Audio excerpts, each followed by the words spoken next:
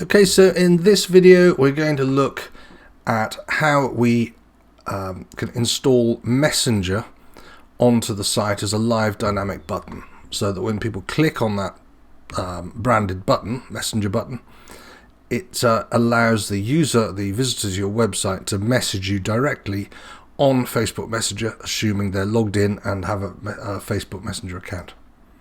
So first of all, this is something which is not done in the editing part of the platform. So get out of editing and go to the main sign-in page. And then on the sign-in page, go to website under overview, and then you can see here Messenger. Click on Messenger, and then you can set up Messenger. Now you obviously have to have a Facebook account, and you're probably going to be using a Facebook page, but you have to use your Facebook account that manages that page to set this up.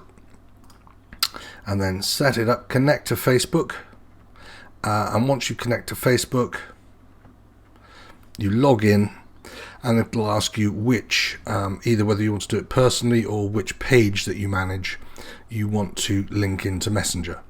And then you will get Facebook Messenger messages to you when somebody clicks on the site with the blue button. Now, there is an alternative way of doing this, which is what I've done here, which is that I've got the blue button as an image down here, and I have linked the Facebook hyperlink for the page to that blue button. But if you want to have the dynamic Messenger option on the site, that's what you do. Okay, so you just go to the main page,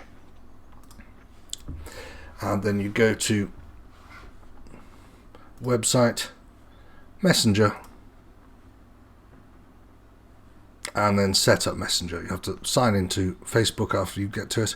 If you're already signed in, then it's really straightforward. You just click on the page you want it to message to, and go through the process, and then publish your site, and you're done.